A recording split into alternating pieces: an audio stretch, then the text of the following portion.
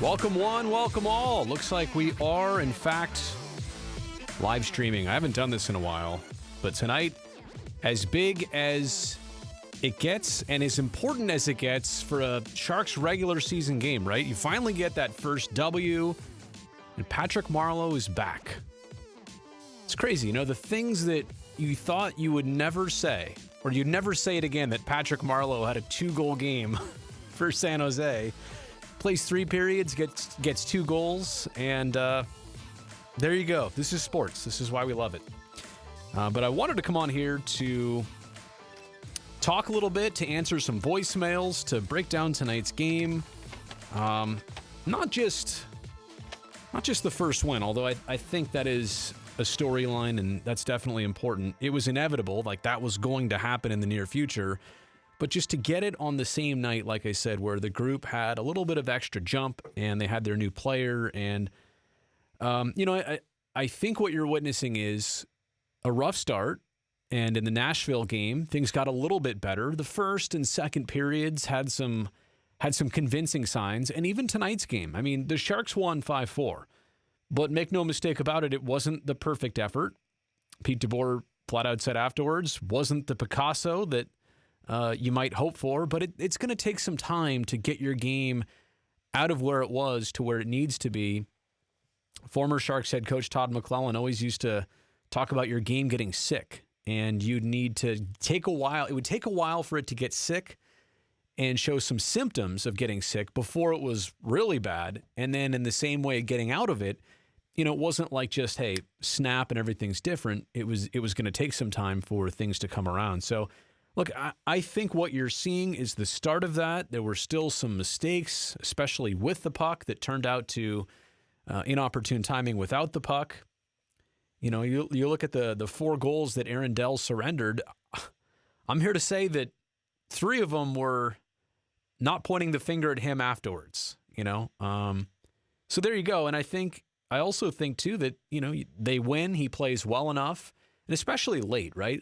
I feel like Aaron Dell, pretty good throughout the game, but saved his best work for the very end and the most important part. And no surprise for me if he's your starting goaltender, when he's your starting goaltender on Sunday again.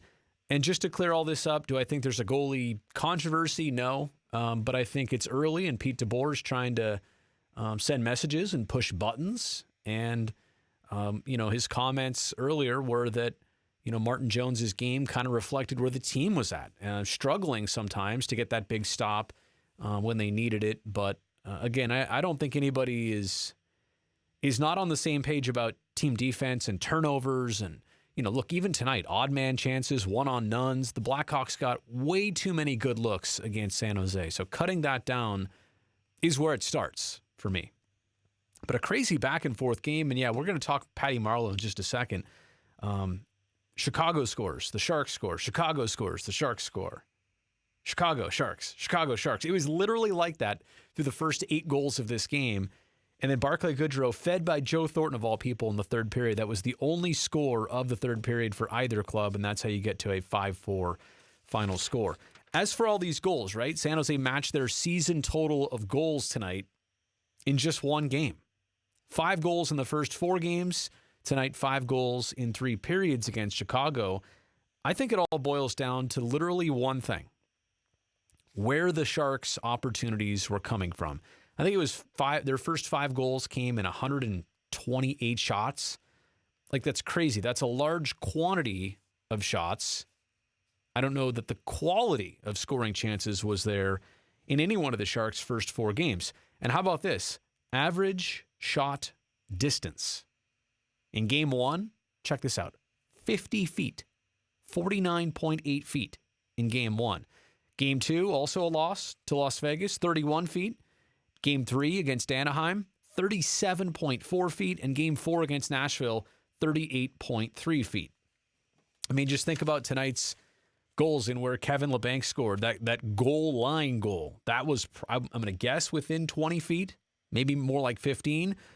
Patrick Marleau's first one in the slot, probably a 15 to 20 footer if I had to guess. Brent Burns from that other goal line angle, that was within 20 feet, no doubt. And Patty Marleau's second was within 5 feet, at least, if not less. And Barclay Goodrow right out front. That was another 5-footer. So finally getting these opportunities in tight where you can capitalize, shooting from 30 and 40 plus feet out.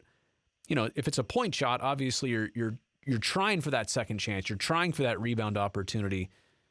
But clearly, that's not something it wasn't working for San Jose to get those distance shots as opposed to the close ones they got in tonight. All right, let's discuss a couple different things here regarding Patrick Marleau. The storyline, right? I almost made a video as soon as he came into San Jose, and I thought, well, let's talk about this now. And for a couple different reasons, I decided better to just let's wait. Let's see how the first game back goes, and make some comments after that. Well, turns out waiting was the best thing. I mean, the storybook caliber of tonight's game, for Patty to come back, contribute like he did, they get their first win, and you'll hear a lot of the players. Look, obviously, I'm not on this road trip, but I know enough of these guys, well enough to understand that Patty gave them a certain extra stride in their step on this road trip. And to get him back the way they did, when they got him, and I would also say, too, for Patrick to have this journey of the last couple weeks and really months where he goes from Toronto to Carolina to being bought out to the Sharks basically saying we don't have room for you or you don't fit in our plans to now, missing his first training camp ever in 20 plus years. Every other year, there's no question Patty would be at camp. Every year a team wanted him, he was under contract. Now, as he turns 40 like he did just about 3 weeks ago, there's nobody waiting for you. There's no team that's got you on their roster. And so for him to be a part of this now in the way he joined the team and the way he was working out on his own to stay ready and capitalize in the moment, it's just awesome. It really is. And not to mention what it's going to be like on Sunday when he comes back to SAP Center. That's going to be magical. The ovation that he's going to get. I mean, even if he did nothing tonight, I think he would have been received well. But the fact that he gets these 2 goals like this, is pretty cool. All right. Earlier in the week, I asked for some thoughts via voicemail on Patrick Marleau. So what I'm about to play to you here, you need to understand that these were recorded about a day or a day and a half ago. And this is not with knowledge of what happened tonight. All right. I just need to say that with the preface. And I want to begin by playing this first message, which is totally applicable tonight. Let's begin with the voicemails on Patty. Alex Anchorman, Minneapolis, Minnesota. Patty fucking Marleau!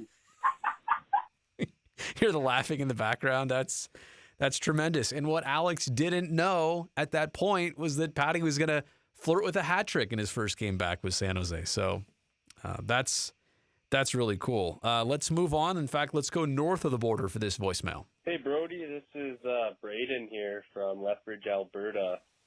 And I was just calling regarding your Patrick Marleau question there. And I honestly don't think you can go wrong for $700,000 and integrating some young rookies into the lineup there. Nothing but experience should help.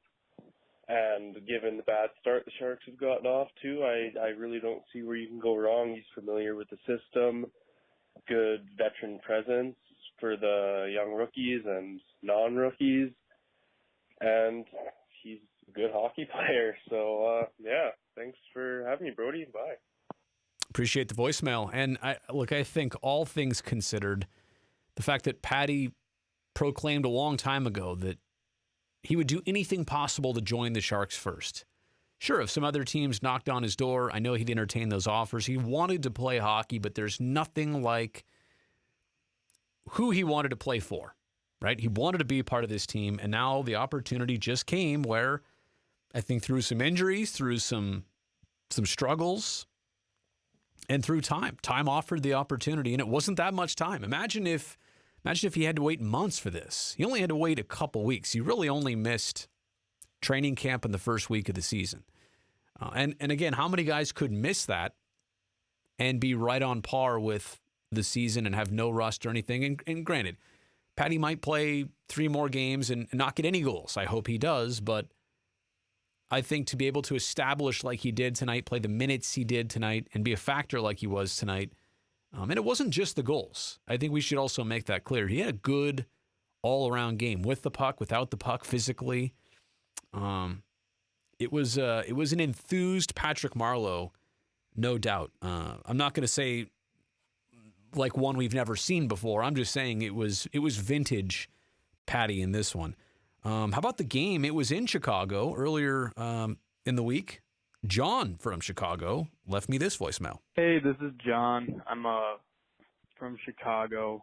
I'm calling in about the thought, or like how we thought of Patrick Marleau returning to San Jose, and I think it's a great move, even especially for the price, considering Marleau had 37 points last season, and considering how the Sharks paced Joe Thornton throughout last season, Joe Thornton had over 50 points, primarily as a third-line center, which is, there's players in the league like Kevin Hayes and Nico Hischier who are top-line centers and are getting 50 points.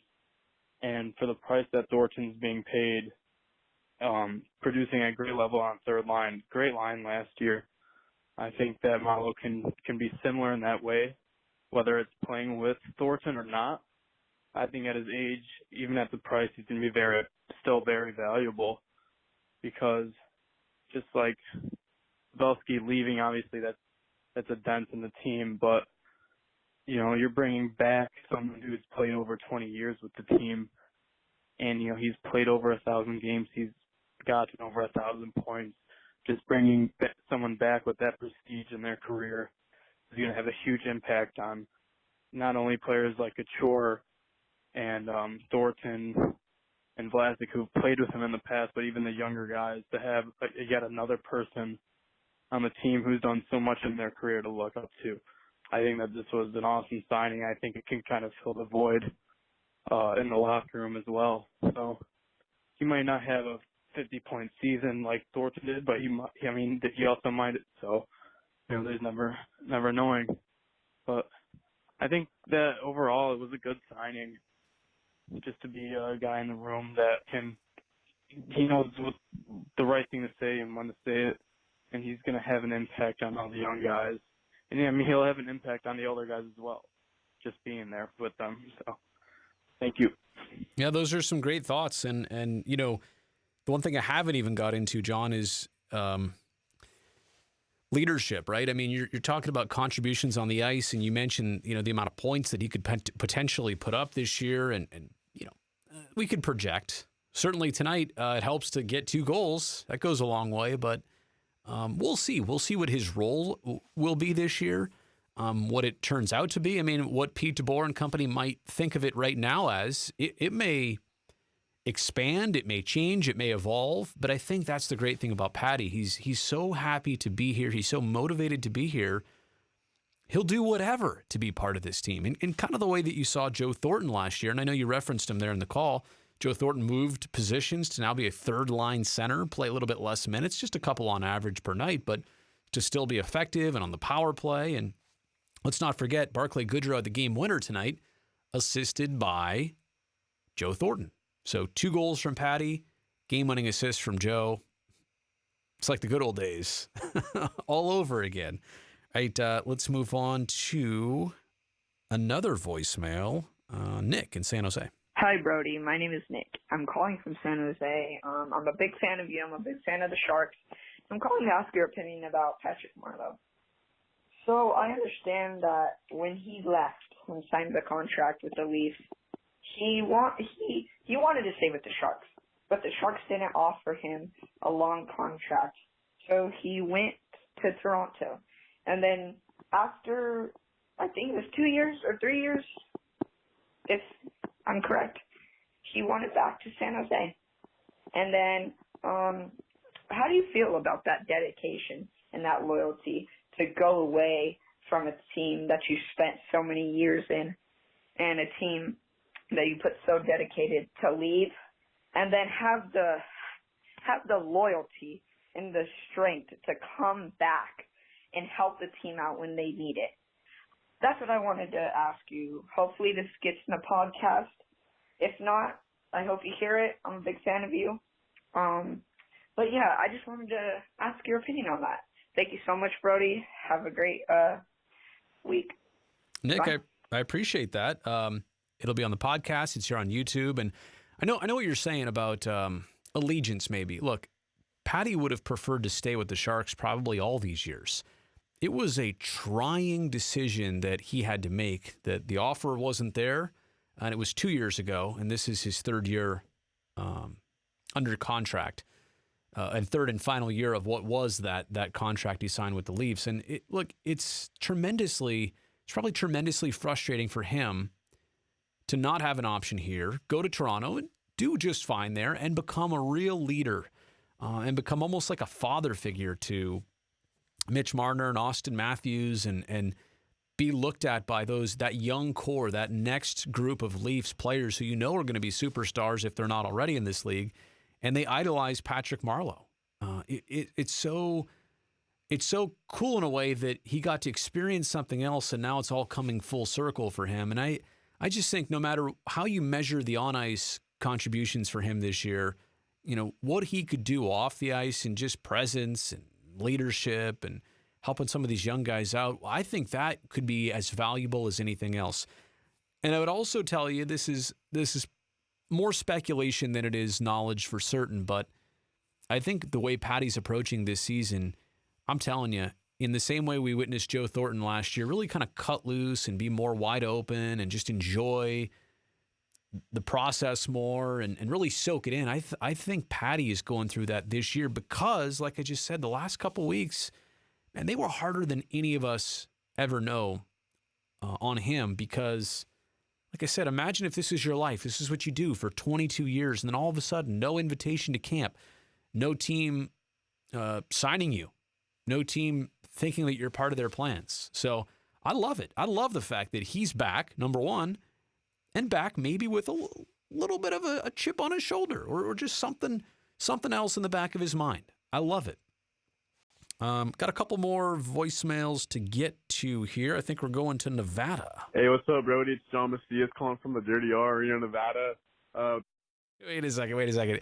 Did you just say the Dirty R, Reno, Nevada? From the Dirty R, Nevada. You did. Marleau was a good pickup, but I think we're going to need much more scoring depth. Timo Meyer, we'll see how it goes, but, we'll see how Marleau does. If he gets the points going, I like it. $700K, not a big deal. But, yeah, I would just give it about 2 months. And after that, if the boys aren't putting out, you gotta start trading some of them. Keep it easy, Brody. Keep it easy after you want to trade some of the guys on the team already. And I think that's a point to make about this season. When I said earlier on a podcast, it's early, but it's about to not be early anymore. Yeah, you're going to have to reach some decisions and some, thought processes. You're going to have to come to some early conclusions. We're 5 games in. I really think that you need to get 10 before you make any major shakeups. Remember, the Sharks, even in the last 10 games of their regular season last year, they lost 9 of 10. Think about this for a second. Sharks lost 9 of 10 to end their regular season. Everybody's worried about how this is going to go. Then they beat Las Vegas in game 1 convincingly. Oh, no problem. They saved it for the playoffs. Then they lose games 2, 3, and 4. Uh-oh. Then they win games 5, 6, 7. Then they go on to beat the Avs in round 2 and quite honestly just kind of fell apart health-wise in round 3 against St. Louis. But my point is, they had a really bad ending to their last regular season and a bad start to this brand new season.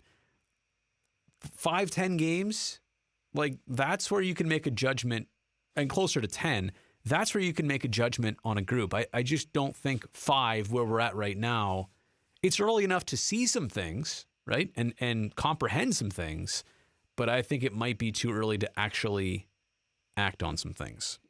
All right, let me see if there's any other ones here I didn't get to. Did I play Joey already? Hey, Brody, it's Joey from Tustin, California. I just wanted to call in regarding the Patrick Marleau signing. And I just want to say it reminds me, I know you're an A's fan, so it would be a little tough for you, but it reminds me a lot when the Giants re-signed Pablo Sandoval after he left us for the Red Sox to make some money. Difference here is Pablo I didn't want back, Marleau I do, and I really hope he could help the young guys develop and help us win a few hockey games.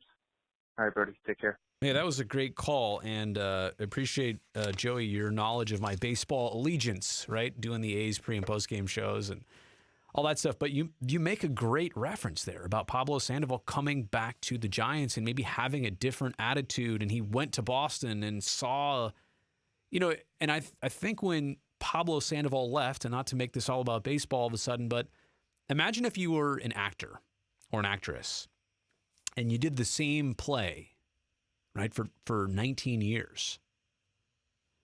At some point, you just want to try a new role. You want to just see what it's like to, play a different part in this play or do a new play.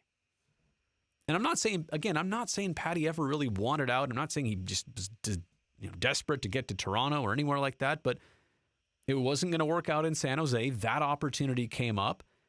And really, as soon as the Leafs started structuring their team and Tavares became an option and they landed him and maybe he was on the outside and the writing was on the wall. And yeah, it's tremendously unfortunate. I know the Leafs, a lot of the players in the Leafs would have loved to have kept Patty.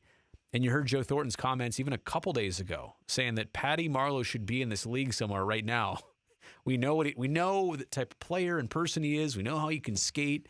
It won't be long. And then sure enough, Doug Wilson goes out and grabs him. So again, I think that's a great analogy. A guy coming back to a team where he's comfortable, having a new appreciation for it, and not to ever say he didn't appreciate it before. Let's make that very clear. But now to have this extra kind of magical feel about the return, and everybody's a bit sentimental about it. And tonight, the results got to come with it. So pretty fun night. I'm going to close off the video there after about 22 minutes in. Hopefully you guys all enjoy this, and we'll just see where the season goes on Sunday.